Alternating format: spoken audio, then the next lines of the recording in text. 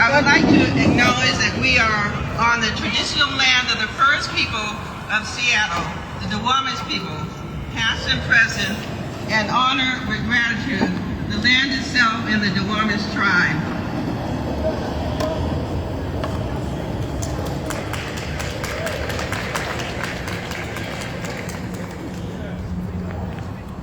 I also want to share, if I can read this small print, I pause to recognize and acknowledge the labor upon which our country contributions are built. Remember that our country is built on the labor of enslaved people who were captured and brought to the United States from the African continent, and recognize the contributions of their survivors. We also acknowledge all unpaid caregivers, migrant workers, including voluntary, involuntary traffic force, and people who contribute to the building of the country and within our labor force. Just make sure it's still going. I didn't put on. Okay, so you gotta call just to find it? Yeah, I'll just put it on. Thank you, Reverend Wilhelmina. Coming up next, Local 19 zone. Hopefully he's ready. I don't know if he's out here.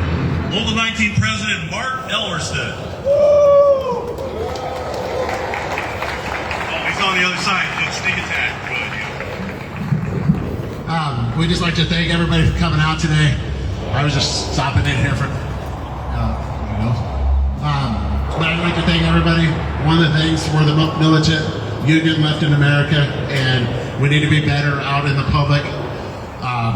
Just doing everything community oriented, and that's all I've got really. Just thank you guys for showing up, and let's have a great time.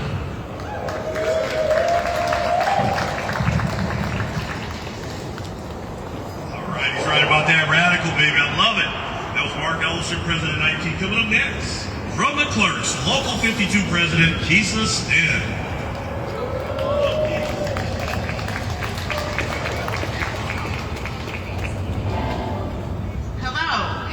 Juneteenth. My name is Kesa Sten, President of ILWU Local 52, the Marine Clerks here in Seattle and Washington State. I am honored to join in the celebration of Emancipation Day. This historic holiday holds much significance for the ILWU in that the rights of Black Americans and workers' rights have been interwoven for centuries. This is the second year the ILWU has celebrated this contractual holiday. Before that, locals up and down the coast believed in the importance of this holiday so much that we would exercise our right to move our contractually given stop work meetings to June 19th in order to commemorate the day. This day off, thank you. This day off is also a stark reminder that there is so much more to fight for, especially under the current administration's inhumane policies on immigration, the LGBTQA plus community, workers' rights, human rights. All of these struggles the Black community has fought against and understands. Workers' rights and solidarity go hand in hand with the fight against racism and oppression in this country.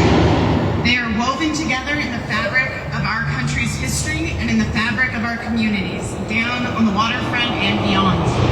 Thank you for showing up and showing out. Thank you for leading the charge when it comes to change. I honor you and your work. Happy Juneteenth, everyone.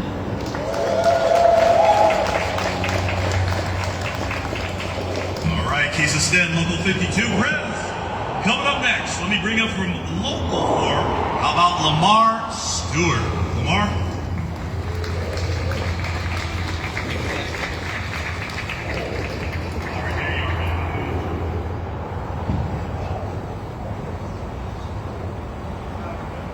I like to do something to get my speaking jitters off. So I was born by the river. Oh, he's way back. Way back. Oh, and just like I've been running ever since. It's been a long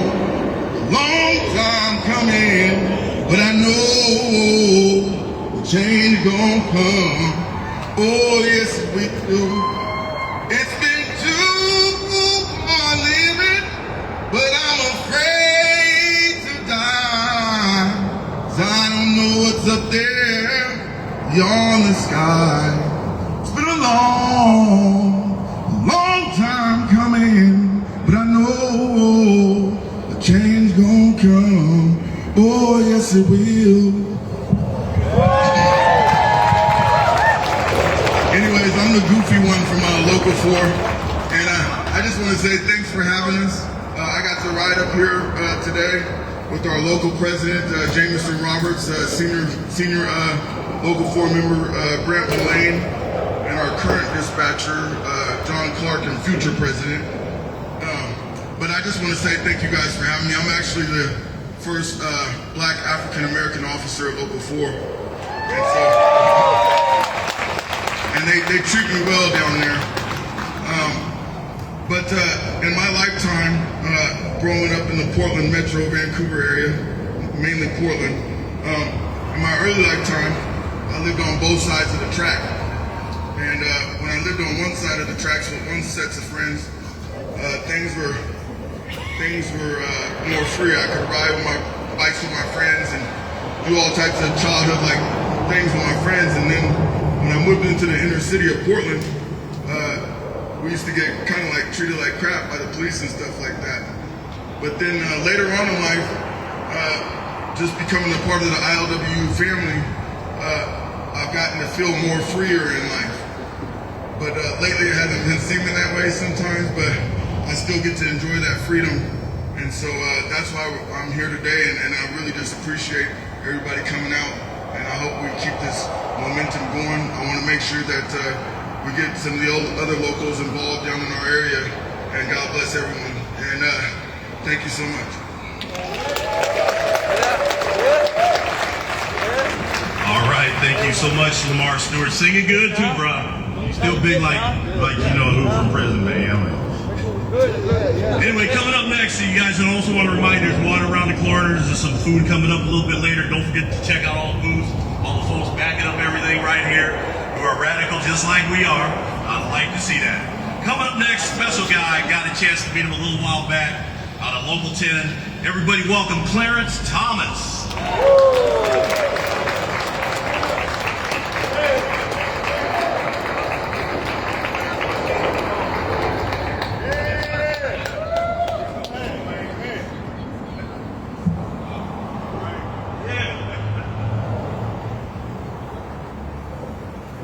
This is Freedom Day. Independence Day. Let's all say freedom 3 times. Freedom! Freedom! Freedom! Freedom! Freedom! Freedom! One more time. Freedom! Freedom! I got a 2-hour speech in 15 minutes to give it, so let me get started. I'm a 3rd generation longshoreman. My maternal grandfather started on the docks in Oakland to San Francisco in 1942, the same year as Brother Cleophas Williams, who was the first black president elected of the local. I got 2 other offshore people in my family, my dad and my great uncle. Let me first of all say, I'm very much aware of what time it is in this country. And it's wonderful that we can still gather here and speak the truth. And one of the reasons is because we are gathered here in ILWU Local 19. I would like to take the opportunity to acknowledge all of those who had something, well, most of those who had something to do with this great occasion. The officers of Local 19, as well as the rank and file, the officers of 52, Lee Paul of Local 19, Gabriel Prawl, member of Local 52 and president of APRI Seattle, and last but certainly not least, his wife and partner, Mr. Vanessa Prawl, who's the executive director of APRI Seattle.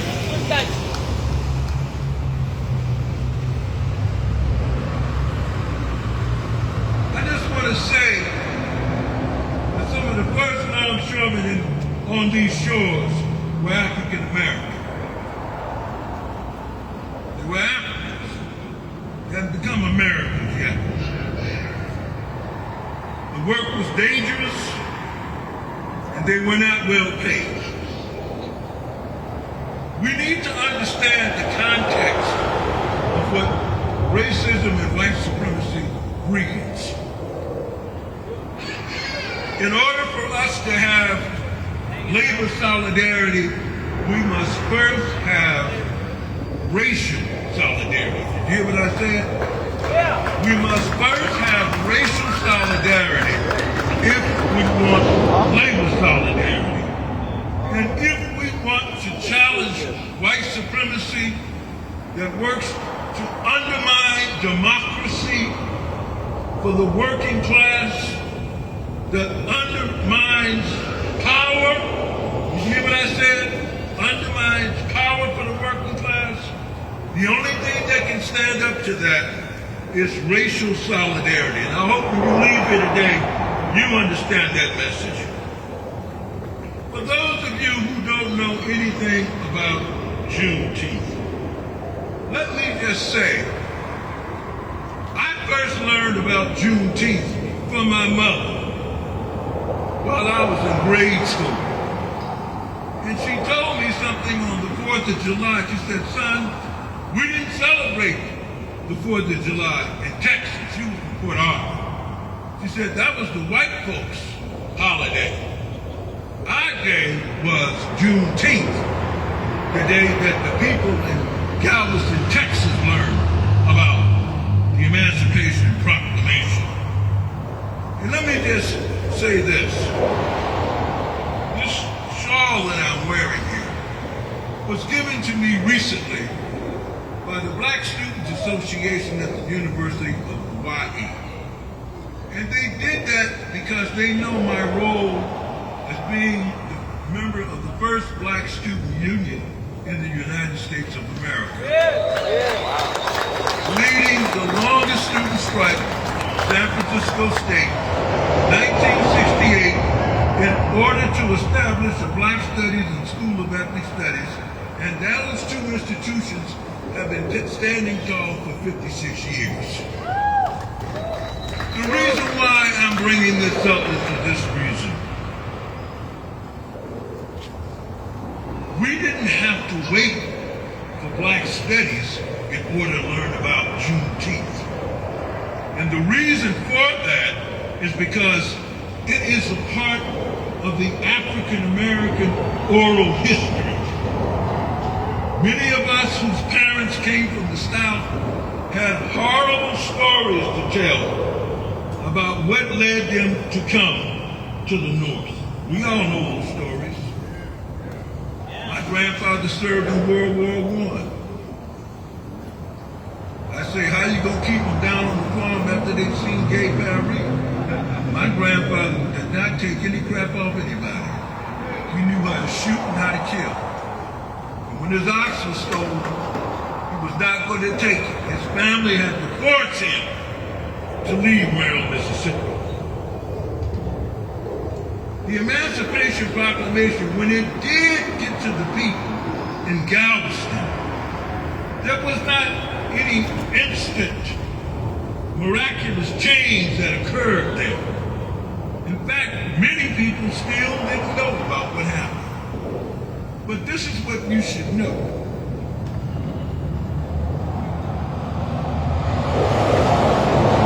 The people in Galveston, Texas, they got word. The folks who had gone to Texas, the slave owners, they went there to evade not being able to engage in slavery. That was their whole idea. How can we continue to make our money? And one of the things things that the Emancipation Proclamation said, I don't want to read it all here, but it said that the enslaved people needed to stay on the, needed to stay on the plantation.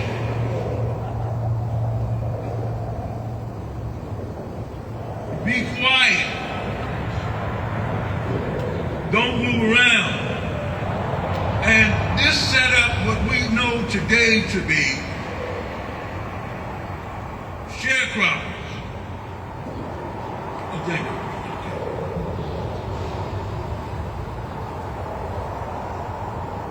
I call slavery capitalism on steroids. You hear what I said? Capitalism on steroids. Let me explain something to you. The way that the ruling class could establish classes was through the enslavement of African people. I tell you how. Sugar was a delight. Africans were brought to this country to work sugar cane, tobacco, cotton. Cotton was king. It was the #1 commodity in the world. We need to understand the relationship between capitalism and slavery. Banks benefited from slavery. The slavers were making so much money, they couldn't put the money inside of a mattress, or a pillowcase, or a floorboard. They had to put the money in the bank. Just like the drug dealers take their money to the banks, the bankers eagerly accepted the money from the plantation owners. They benefited. And then there, guess what? So that the insurance companies, Aetna, AIG, and others, they provided insurance to the plantation owners. Slavery was heavily embedded into the economy of the United States. I'm going to wrap it up. I want to close with this.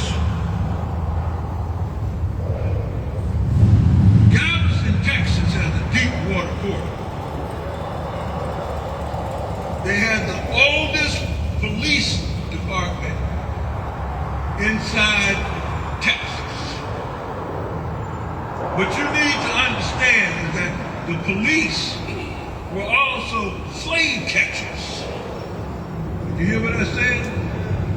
Police not only, they protect property, wealth, and the power, and they still do that today. But one of the things that you need to understand is that today when we see immigration, custom, and enforcement, they're very much like the slave patrol of the slave days, very much like them, snatching people off the streets, kidnapping them, separating them from their families. We're witnessing this. And the only thing that I can tell you today in my conclusion, don't be dismayed. There was a time in this country when things looked very bleak. One of those times was during enslavement. We got through that, and we'll get through this. Thank you for listening. I want you to say one thing. This is a slogan long associated with the ILWU, but it started with the IWW. It goes like this. An injury to one is an injury to all. Let's say it 3 times. An injury to one is an injury to all. An injury to one is an injury to all. An injury to one is an injury to all. Thank you.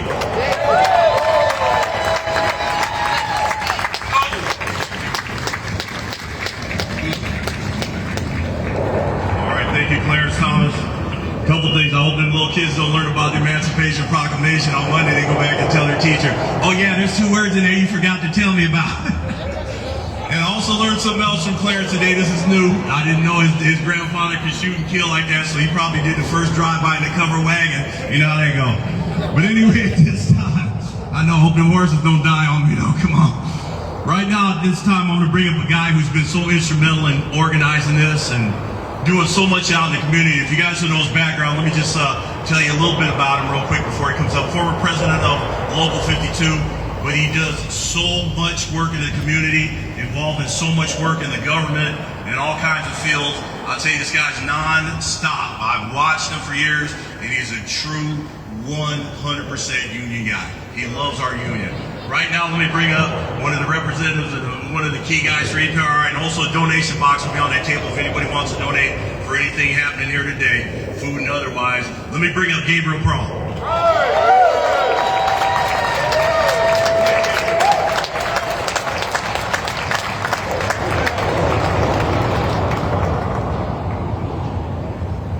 On my recent visit to Hawaii, I was presented with some posters by one of the organizers. The name of the group is Hawaii Workers for a Free Palestine.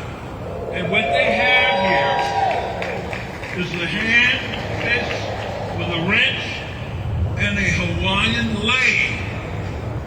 And our slogan, an injury to one is an injury to all. I'd like to present this to the president of the APRI in Seattle, Washington,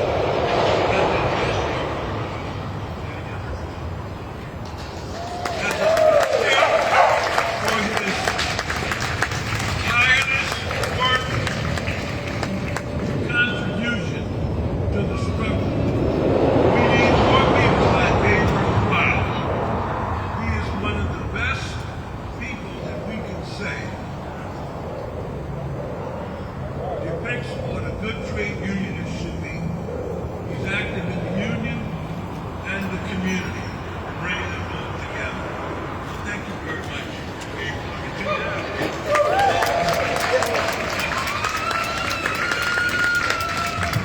I just want to say thank you, Brother Clarence, for this amazing gift. I also want to say thank you to all brothers and sisters that show up today, because as Clarence said, we have to build labor solidarity, and it takes all of us to do it, but we also have to understand, like he said, we have to build racial solidarity in order to gain what we want to get with labor solidarity.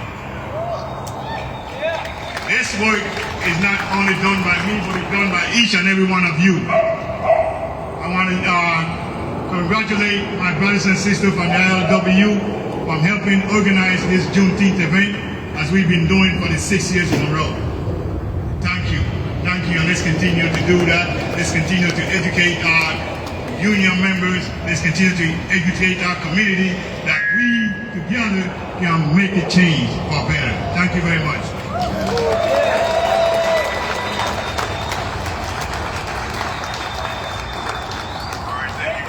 Hey, anybody who wants to stand up there, just grab a chair if you want on any of these racks. You guys don't have to stand, just to let you know, okay? So you grab a chair anywhere you see a rack here. Grab a chair, have a seat if you will, please. Coming up next, going to be a speaker for us here. How about Chakunda Salisbury? Ready? Oh, okay. Out here? Okay, we'll skip over that. How about from the MLK Labor, Shaunie Wheeler?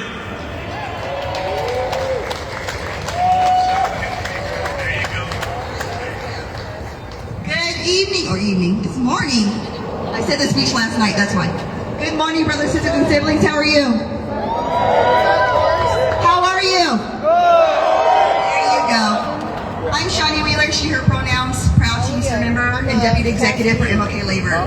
We represent over 150 unions and thousands of workers across King County who built our roads, who heal our sick, teach our kids, clean our buildings, and stock our shelves. Today I speak to you not from my title, but from my history. My great-grandfather, Arthur Douglas Wheeler, came to Seattle from a little town called Mineola, Texas. was chasing the dream of something better. He wanted more than what the Jim Crow South could offer and more than what the fields could give. He was chasing what so many of our ancestors called the so-called American dream. But like so many black folks who came here with callous hands and bright hopes, he found that dream was conditional. Conditional on the color of your skin, conditional on how silent you were willing to be, conditional on how much dignity you're willing to trade just to get by.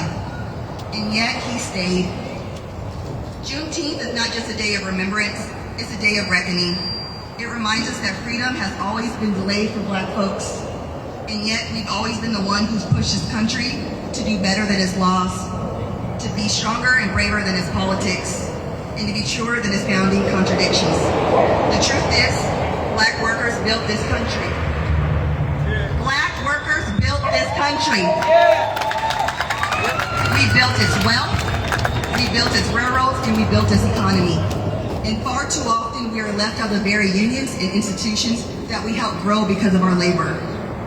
Every black worker and leader in this movement are still overlooked, underpaid, and undervalued. We're asked to lead a fight, but not given leadership. We're asked to move a movement that does not always move for us. But we show up anyway. We fight anyways, because we know that our liberation is bound together.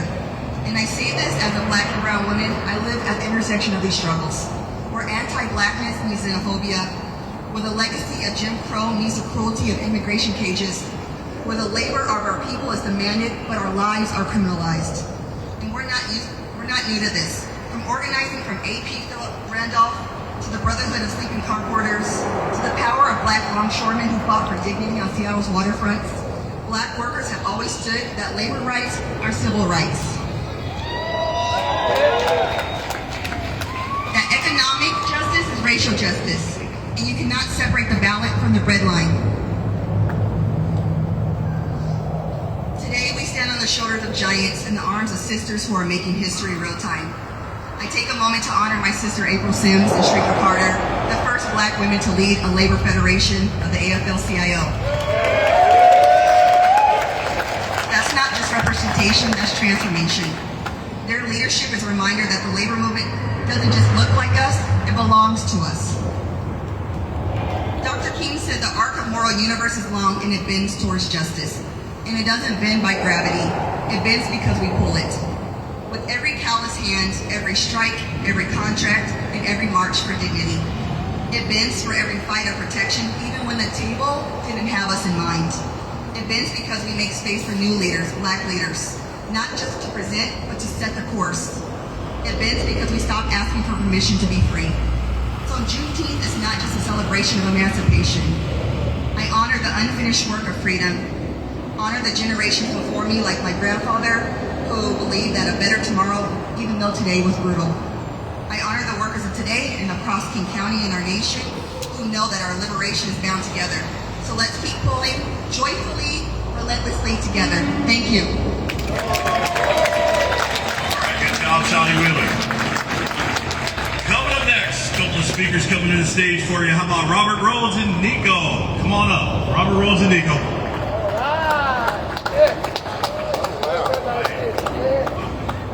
Hey, can you guys hear me?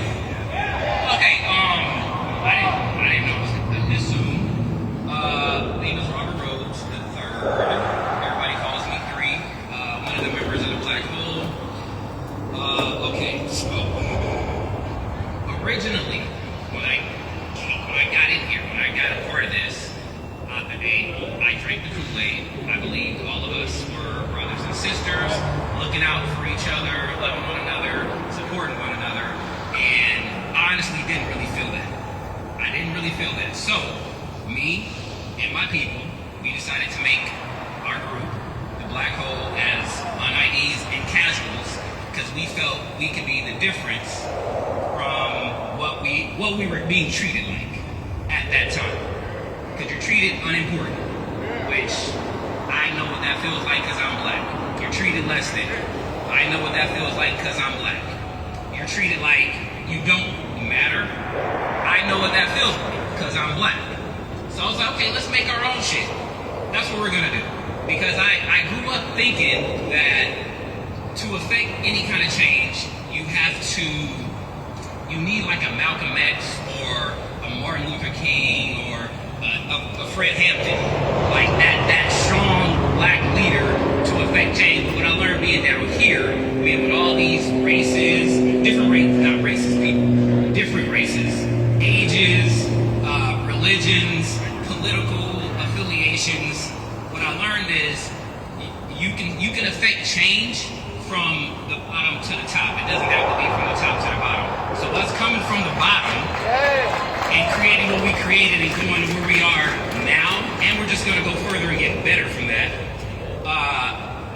That's our main goal, to affect change in our union, which will in turn affect change in our community. And that's our biggest goal for now.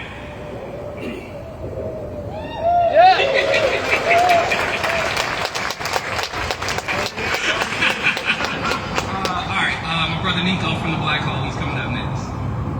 Thank you. All right. I guess I'm a big member down here at Local 19. My name's Neyko Wright. I say I'm not really a talker unless I really got something to say. I got that from my daddy. But I want to thank everybody first off for setting this all up, for being here, volunteering, donating money, endorsing us. It's a big deal. And I want to thank all of y'all for being here, actually sitting down, because I'll be talking to myself. I seem to do that a lot, but it's better when I can, have somebody in front of me. On behalf of the Back Hole, when I knew I was going to speak, I was nervous as hell. And the pressure came from doing it came from me deciding not to involve myself and become part of something bigger. And like my brother Rhodes talked about, us in the Black Hole at Local 19, we started a society within a society to protect ourselves, to look after ourselves, to eventually help our communities. I'm from Cleveland. I'm not from Seattle. I'm not from Tacoma. I'm from Cleveland. I never knew what longshirt was. I never knew anything about unions. I knew a way different life. And I mean a way different life. Good for you now.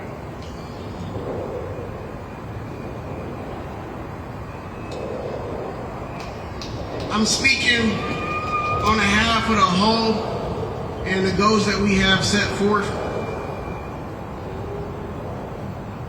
I'm not gonna lie, when it comes to Juneteenth, when we say celebrate, I'm the type of young individual, I would say, what are we really celebrating? I had to really sit there and ask that. What are we really celebrating for Juneteenth? Is it freedom? When the roles of slavery has just changed hands, changed the face, we went from redlining, y'all know the history, we went from redlining, mass incarceration, being experimented on, syphilis, gender inequality, the list goes on. So what are we celebrating? And my auntie passed 2 weeks before this. And I'm wearing her right now, so she carried me. And when it comes to Juneteenth, I realized that being at her repast around my family, who is a large family back in Cleveland, Ohio,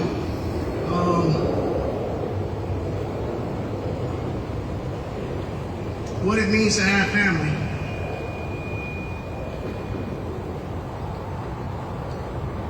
Like my brother Rose said, when I first got down here, everybody spoke about being a unity. I didn't feel that either.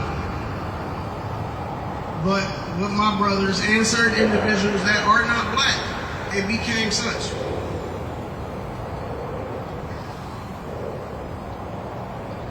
We living in some weird times. Y'all older heads, y'all older people, y'all know more. And I appreciate y'all. I appreciate my auntie, because if it wasn't for her wisdom, I would not be here today. I would definitely be not here today. So I appreciate y'all. The only thing I can say is, although we are celebrating Juneteenth, I ask what's next. I'm a man of action. I got that from my daddy.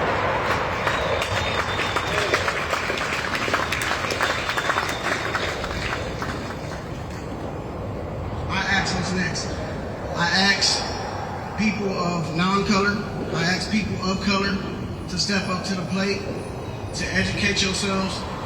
I'm not saying I'm educated because I'm still learning. Like I said, I knew nothing of the union. I knew nothing of actually Juneteenth. I was out there July 4th, but now I'm like Juneteenth. So I ask what's next. Where do we want to go as a people? Because right now, nobody really knows, but I know one thing about this union, that it can be and that it was intentionally set up to be, is a family. My auntie had one rule: family is family, right is right, wrong is wrong. My brothers here, we may not always agree. I will be completely honest. That's real life. In a union, you will not always agree, but the man next to you is the man that's going to save your life. An injury to one is an injury to all. Yeah. So then I ask again, if you see your brothers down and out, what are you doing to help? How much do you really care? Do you care about yourself enough to care about the next man? Because the next man might save your life when you can't save your own. I don't know. I love y'all. It's just thoughts I be having in my head. All I can say is that I'm grateful, and just sit with that thought of what's next. And maybe we can sit at the table and have a real conversation, possibly with the Black Hole. So I love y'all. I appreciate y'all. Thank you for your time.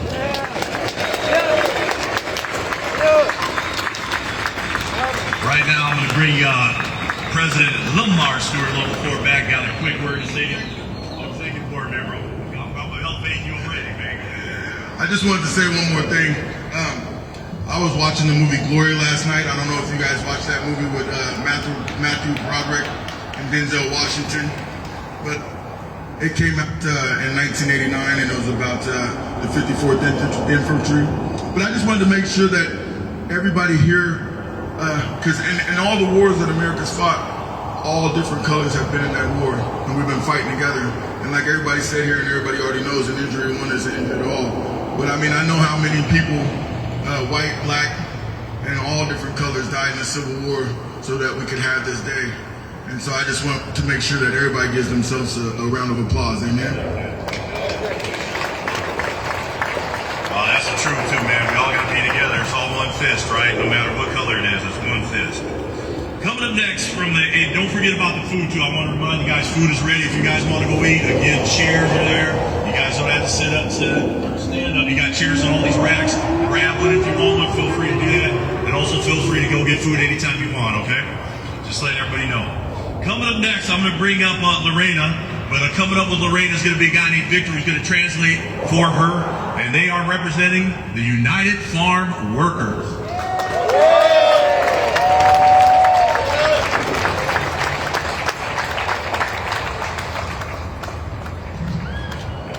Hola, buenas tardes. Mi nombre es Lorena Avalos. And my name is Victor, and I'm going to be translating for this for a bit. Soy trabajadora de la agricultura desde hace 15 años y organizadora externa con la Unión de Campesinos.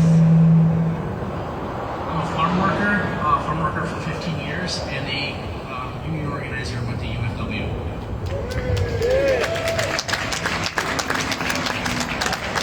Ahora estamos apoyando a los trabajadores de la hoguera, ya que ellos están sufriendo por abuso laboral y ellos están pidiendo un contrato de unión para tener mejores beneficios, mejores sueldos y sobre todo un mejor trato laboral. Our fight right now is for mushroom workers who are fighting for a union contract, for benefits, for a better salary, and just respect in the workplace.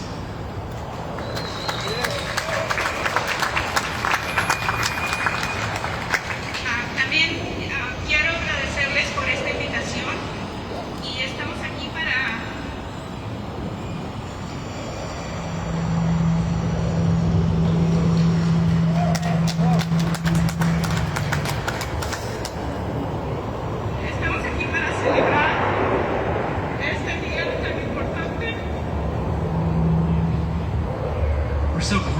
for the invitation.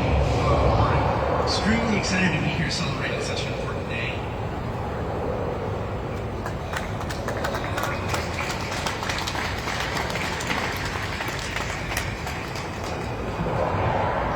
Quisiéramos haber podido traer más representantes de la agricultura, pero bueno, como ustedes saben, las cosas no son muy favorables para nosotros, pero les mandan muchos saludos y mucho agradecimiento por todo el apoyo que siempre nos han brindado. We would have really wanted to have come with more workers, with more folks, but as you all know, things are kind of rough for people right now getting out. But they send a lot of love and a lot of support. Thank you.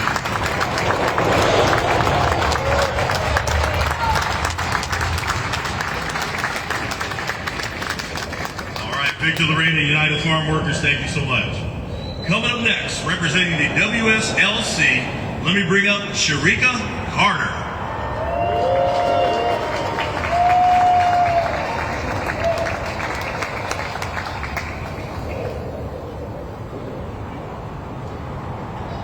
Good afternoon. Y'all can get louder than that. Good afternoon. Happy Juneteenth. It's so good to see you all. Like was mentioned, my name is Cherika Carter. I use she, her pronouns. Proud to serve as Secretary Treasurer of the Washington State Labor Council, AFL-CIO. I'm a pharmacy technician by trade, proud UFCW member. I see UFCW in the crowd. What up? The Washington State Labor Council is the voice of labor representing over 500,000 workers in Washington State.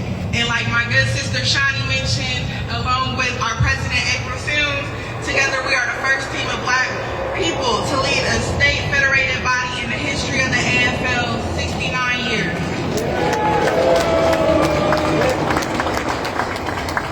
While that's my day job, I also am proud to serve as president of the Coalition of Black Trade Unionists, where I serve as the National Executive Officer with your president of APRI, Ms. Cleola Brown. Gabriel, the Seattle APRI chapter, thank you for the invitation to speak today. I'm looking forward to seeing folks in Chicago in August at convention. So today we are celebrating Juneteenth. It is the day when the last Union troops reached Galveston, Texas, with news to the enslaved folks, the black people, that they were free.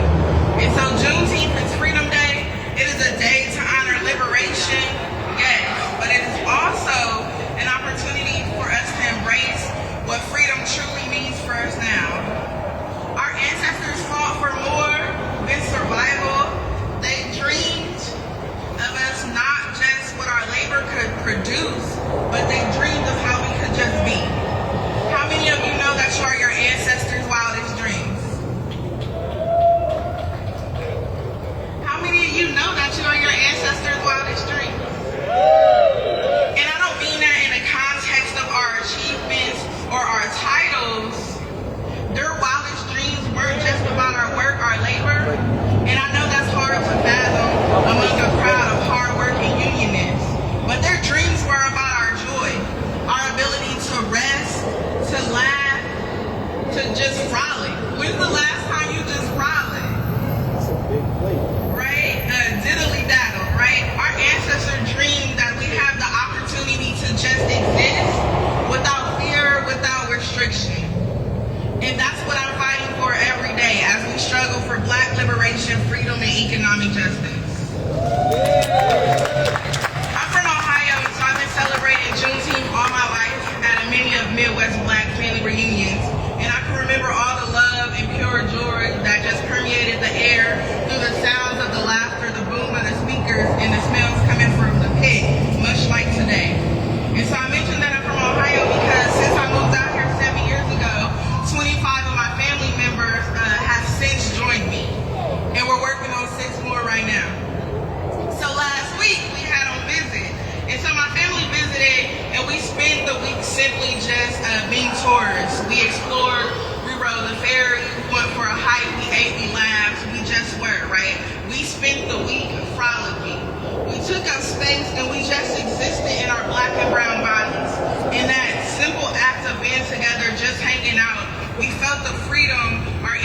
ancestors longed for to just be.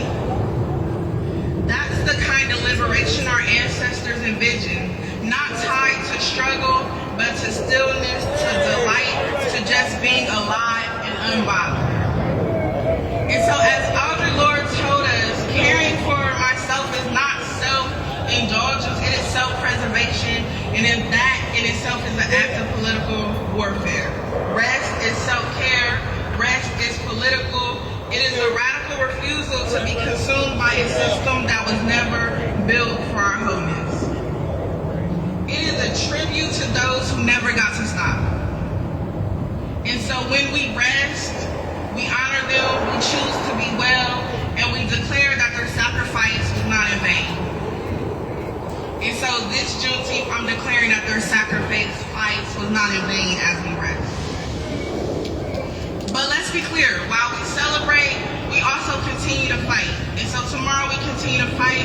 We are still going to push back against the forces of white supremacy and all its evils. I'm going to say that again. We will continue to push back against white supremacy and all its evils. And we are still demanding our full dignity for our black and brown bodies. Joy is our birthright and rest is our resistance. And so while we haven't reached full liberation yet, we are on our way, and we will be free one day, fully, fiercely, and freely. And so happy Juneteenth, good people, solidarity forever. Thank you. Cherika, WSLC. Coming up next, representing UFCW Local 3000, let me bring up Amber.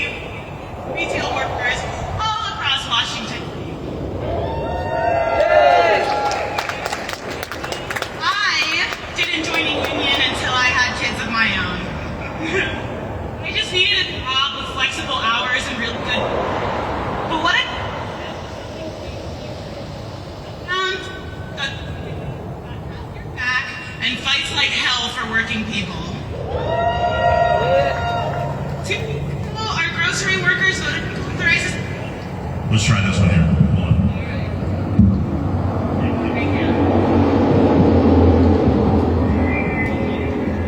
All right, sorry about that again. Appreciate that. 2 weeks ago, our grocery workers voted to authorize a strike by over 97%.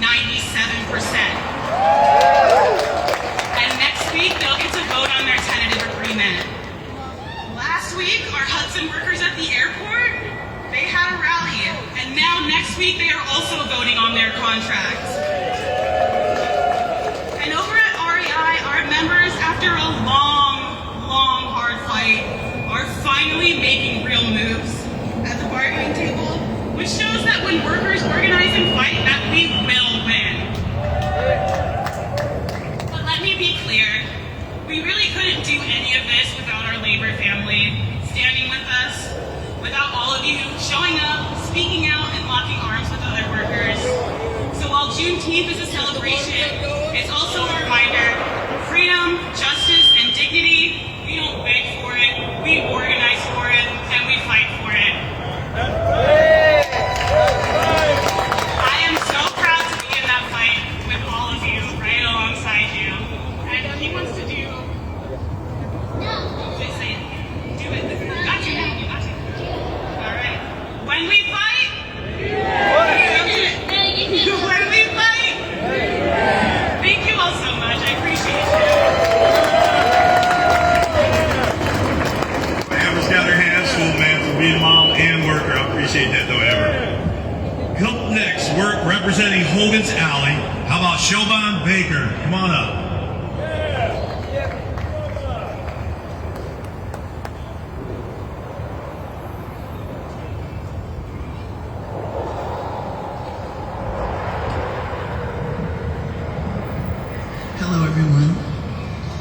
name is Siobhan Barker. Hi, I'm up here visiting from Vancouver, Canada. And I feel like I've been smuggled in the darkness of night. I was definitely worried about coming across the border, but I have to report all things went very well. So pleased to be here. We partnered last year for the Juneteenth event that took place in Vancouver during your annual national or international convention. And so pleased to be here to represent this year on behalf of Hogan's Alley Society. I will start by saying that long time people do not actually know that enslavement was a thing in Canada. They think that it was just the destination of the Underground Railroad and that freedom was sitting there waiting for all black-skinned people on arrival. That was not so. There was enslavement in Canada for over 200 years. And in fact, our Canadian Emancipation Day of August 1st, 1834, it was a year before, that it took to actually enact that. And 6 years after that people were forced into servitude. So freedom, only to a point, as we all well know. Freedom does not need to be limited, or else it is not freedom.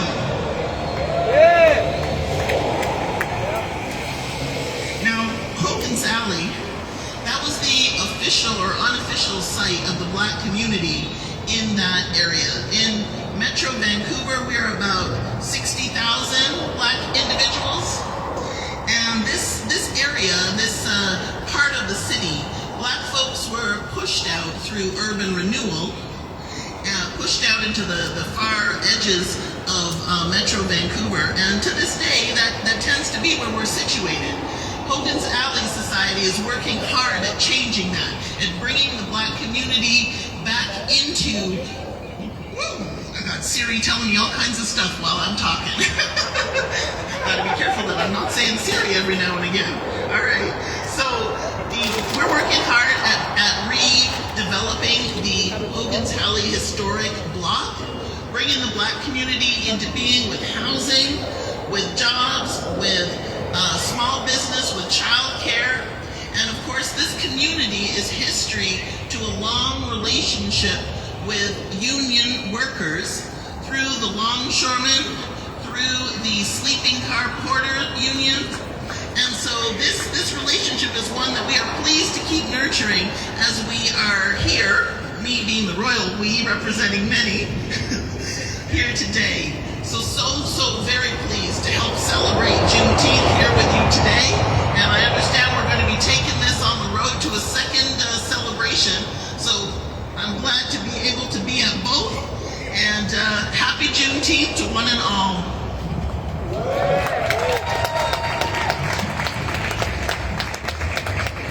All right, so at Hogan's Alley, and I did have a chance to visit up there in Vancouver and spend some time there at Hogan's Alley as well. It's a good place. Coming up next, representing the African Chamber of Commerce, let me bring Peter on up. Come on up, Peter. All right, man, we're going to wait for you, baby. Come on. All right, Peter, African Chamber of Commerce.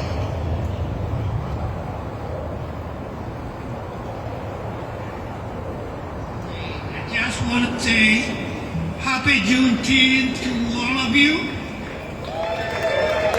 My name is Peter Gishuru, originally from Kenya. Came to Seattle way back in 1963. I basically emphasize with my organizations what I call economic power.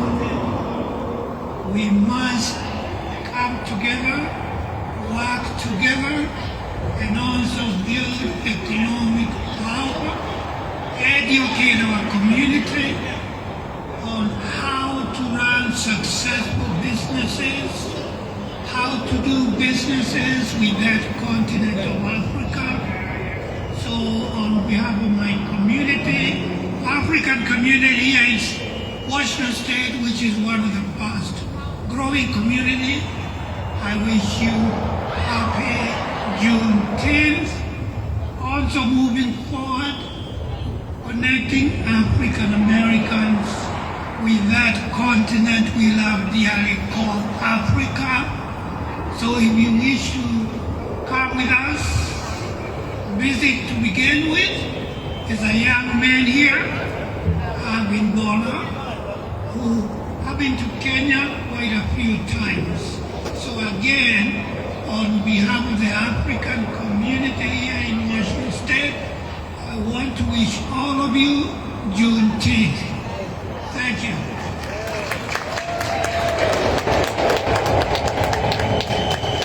All right, your African Chamber of Commerce. Come up next, representing the American Postal Workers Union, let's bring up David Yao. Here we go, Dave. Come on. Thank you. I want to thank the organizers for inviting me here. The importance of the history of this holiday, Juneteenth, cannot be underestimated.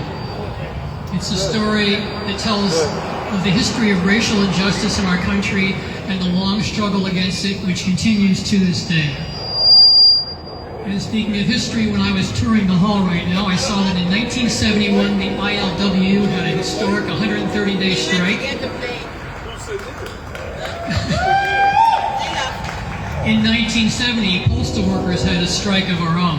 Don't hurt yourself over there. And let me explain. I was getting some of this. We did not have the right to collective bargaining. We had to beg Congress for money. Congress said we've got no money. Congress voted themselves a big raise. They voted postal workers a tiny raise. So postal jobs paid so little that white workers left those jobs and black workers took those jobs with some unintended consequences. Because the 1960s were a time of the civil rights movement and black power movement. And that affected people's consciousness. And so when the tiny raise came for postal workers, the unions were afraid to strike. It was illegal. They could lose their jobs. Black workers and young workers led that strike. They walked out in the largest wildcat in our nation's history, 200,000 workers. And I'll bet you never learned about that in school. So that was so important. It brought the country to its knees. Workers in New York, Chicago, Detroit, Seattle, San Francisco led the way and struck and won a big victory. We won our collective bargaining rights in 1971. And the struggle for racial justice continued past the civil rights movement. Into the 1980s, the spotlight turned to South Africa. And I'm proud to say that my national union leaders were arrested at the South African Embassy in Washington, D.C. protesting apartheid. And I was surprised to learn that Seattle has its own South African consulate in the 1980s, and my local president was arrested there for protesting their presence as well, and they're not there anymore. So today the Postal Service is one of the largest employers of black people, the people of color, of veterans, and of women. And it's because you take a test to get hired by the Postal Service. It's not who you know, it's who you are and what you know. But right now those jobs are threatened because our new president has promised to privatize the Postal Service.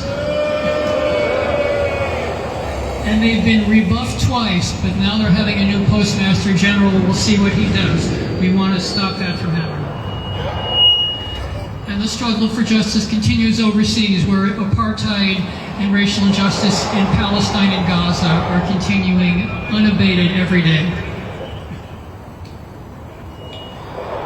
But I remember 4 years ago, President Biden signed the order establishing Juneteenth, and we got that as a federal and a postal holiday. We got that as a paid holiday. We were so happy for that. But now I don't have to tell you what kind of crazy things are going on with our government, and I'm worried about the future of this holiday. That's why I think it's so important that all of you came here today to participate in this event, to help remind the public of the importance and the meaning of Juneteenth. And I hope to see this event carry on forever into the future. Thank you very much. All right, David Yao, APWU, representing the postal workers. Right now, I'm going to bring up Brother Clarence Thomas. Going to do a quick announcement for us. Come on up, brother.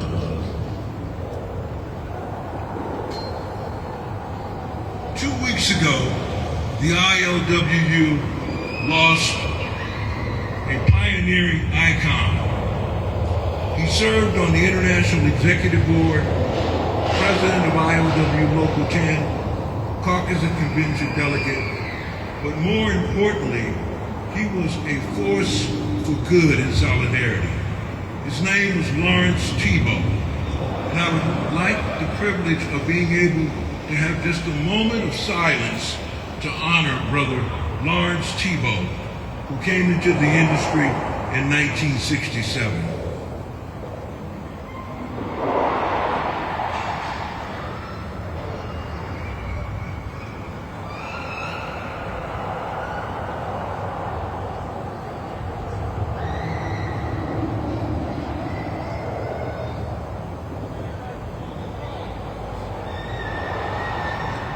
Thank you very much, sisters and brothers.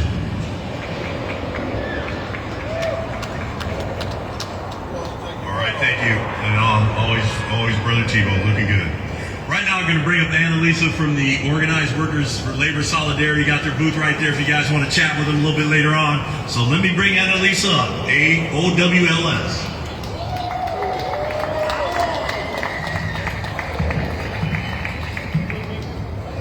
Happy Juneteenth, sisters, brothers, and siblings.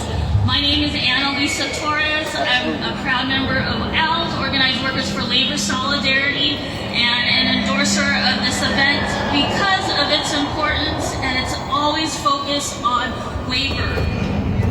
I myself is a member of ILWU Local 8, but my father was also a union cannery worker and farm worker that eventually affiliated with the ILWU back in the 40s and 50s.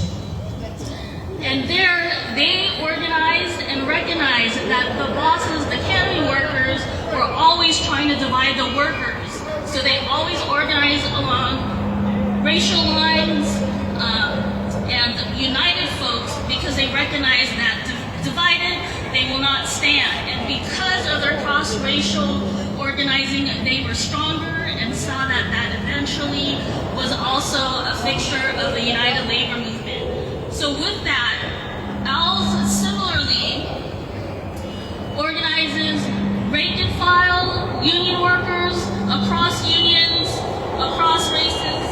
And I'm sorry, I feel like I'm echoing. But what we're doing today is recognizing that, am I moving? What we want to do is continue to work with unionists across unions to build and to get folks to recognize the fight has been there, but now we must continue to stand up. And recently, ALS passed a resolution that calls for our commitment to organizing united fronts for mutual defense with other unions and communities that are under attack, including immigrant workers, refugees, communities of color, public workers, union workers, women, and transgendered people. And then we also resolve to defend the free speech rights of our unions, as well as our members to speak out, picket, protest, and strike in opposition to anti-worker and unconstitutional edicts imposed by this administration. And to that effect, we want to invite you all to continue the conversation at our next ALS meeting.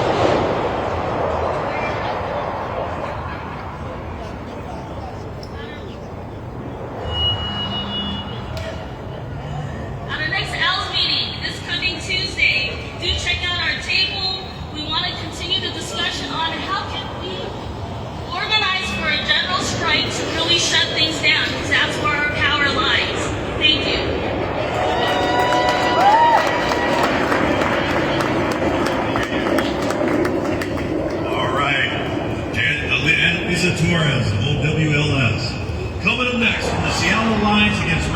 political repression, let me bring up John Toledo.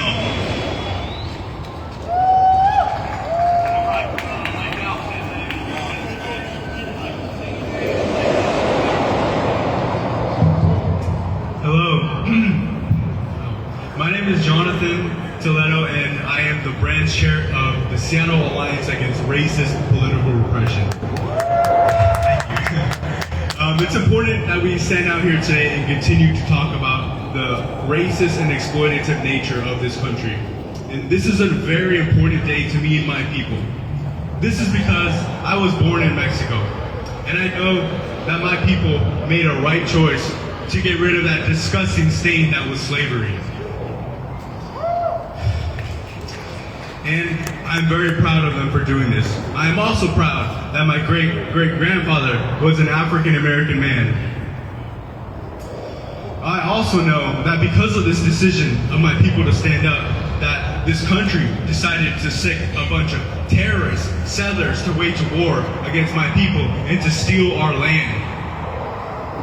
My people have paid a price. I know I have paid a price, in which I was forced to flee my home country and cross that border when I was just 6 months old. Shame. If I had known that my people standing up to the slave-owning class would lead to this turmoil we face today, I would tell them to follow through with it, to fight like hell until the last drop of blood.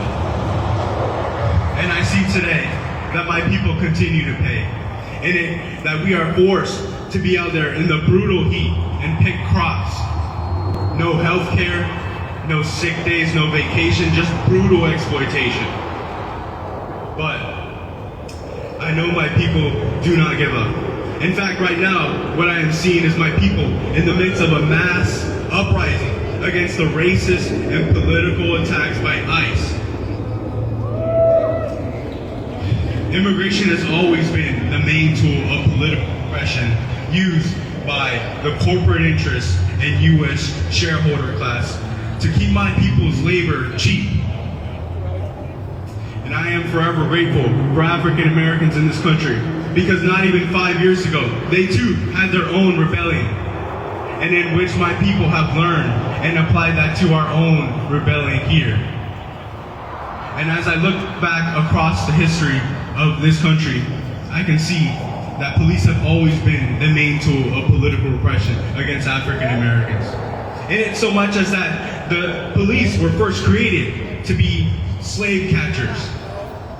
Now, I am very happy to be out here today with one of the strongest unions that this country has to offer, that decided in the midst of the continual racist and political murders of African Americans that they could not just sit by, that they should shut down the ports across this country and bend the federal government to the will of the multinational working class. Yeah. Because we cannot just wait as more people are murdered by police year after year. In fact, in my organization, I know that we have plans for these police. We plan to put these police on a leash so that they don't work for these big business interests to protect their profits, but instead that they protect us. So that these police don't murder us in the streets. So that these police don't give protection to ICE as they kidnap my people and disappear them. And we have a plan to do this through Compact, or as it is known, a Civilian Police Accountability Council, in which elected members from the community who are civilians would be put to a board and have the power to tell police what they can or can't do. But we can't do this alone. To make this into reality, we need all those who are willing to struggle with us. So if you want to know the particularity of the struggle, or if you want to help as we look to fundraise to send members to the national conference where all the chapters under the National Alliance Against Racist and Political Repression will be attending, then please check out our table with the blue canopy tarp. And as we say in Sarper, the struggle continues, or as we say in my people's voice, la lucha sigue!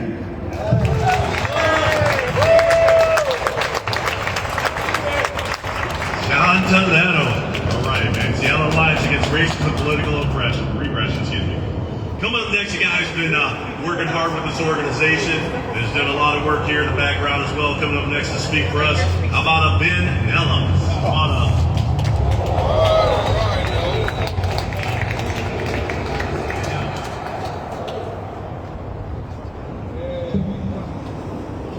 Hello, everybody. This is Abin Nellams. I'm pretty sure a lot of you guys, union members, know who I am.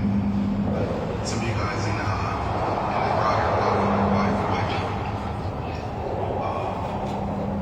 I'm the labor chair for the NAACP. Coalition here in Seattle. I work with Peter. Chamber of Commerce. And one of the many things, I'm pro-union. Having a union and working and organizing is just getting the company, instead of making the CEO making $20 million, what's wrong with making 15 and everybody else getting paid? That's what we really are trying to do here with the union. And it's going to start here in America. Some of these shipping companies that are working in like Brazil, other different countries, they're paying longshoremen like pennies. And, they don't want to give us the money that they give us right now. But we have the best negotiators, the best rank and file. And so we are establishing through all these years of negotiation the method of how to make these guys, shipping companies, pay for what we're worth. And that's just pretty much what I'm all about. We should just keep on fighting for all the rights that we have here, but we have to spread out, because we're longshoremen. We have the intercontinental global shipping. And that is the most important thing to have, because we do touch every continent. And we just need to keep on spreading the news that we have and making sure that everybody has the rights that we have. And it'll be a better place. Thank you. All right. It's so great to have all the labor councils here today, right now, but we're bringing another group that's on the rise, if you will. How about the Washington Young Emerging Leaders? Come on up.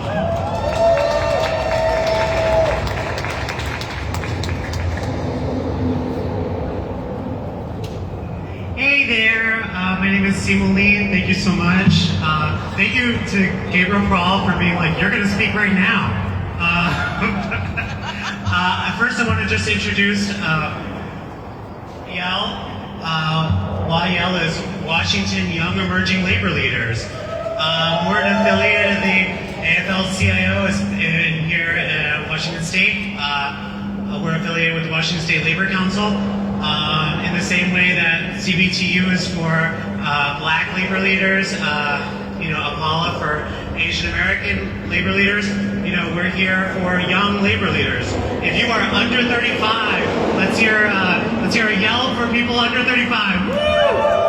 Yeah! See, the problem is that is not much louder.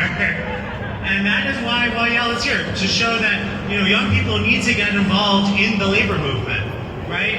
I see a bunch of my, we'll call you Yelders, right? People who have aged out of Yale. You guys show up, you guys are sending the message that you care about labor issues, that you care about your union, right? And we need to get the next generation in that room, ready to take on the mantle when you guys are ready to retire, right? It's a long journey for, everything that everybody has said here.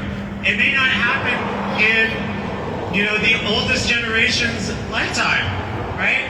We need to be willing to take on these fights, these struggles, for labor rights, for racial equality, for reparations, right? All these struggles for freedom, right? They're going to be a long struggle, right? I hope to be able to take on that mantle when you let go of it, right? We meet twice a month, the first and third Mondays on Zoom. If you are under 35, let's see that again. Raise your hand, scream and shout. You're under 35, and you're in a union. I would love to talk to you. I'd love to get your number. I'd love to put you on our email list, all right? It's really important that we get involved, that we fight, that we say that we're here and we're ready, and we want to learn from those who have come before us, right? And I just want to say thank you so much, just on a personal note, I'm Puerto Rican, and I have learned so much from the black struggle in this country. I've spent college time in Tallahassee, Florida. The Tallahassee Community Action Committee, Regina Joseph really was the person who taught me how to organize, right?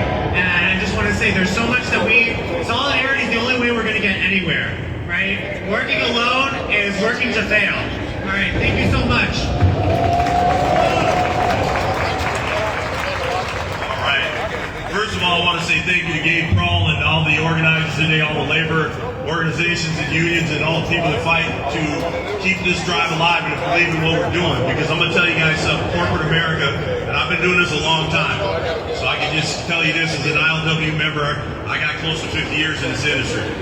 And so I'll tell you right now, corporate America does not care about you. You better believe it. Do not ever think that corporate America wants to be your friend. They want to destroy these unions. They want to destroy all the organizations so that they can always have that upper hand. But to see folks come out here and stand prominently, I want to thank everybody for that on behalf of APRI, Gabe Prawl, Vanessa Prawl, and all the other brothers and sisters who came out here and spoke. And always remember this. Juneteenth is a struggle. It's a day of freedom. It's a day that affected a lot of black folks in America, but it also affects white folks in America. That struggle could not have been done without everybody coming together. White folks also aid in that struggle as well to help black folks come out of that struggle. So we all came together. Let's continue to keep together. One fist, one solid fist together, and solidarity, you guys. Thank you so much.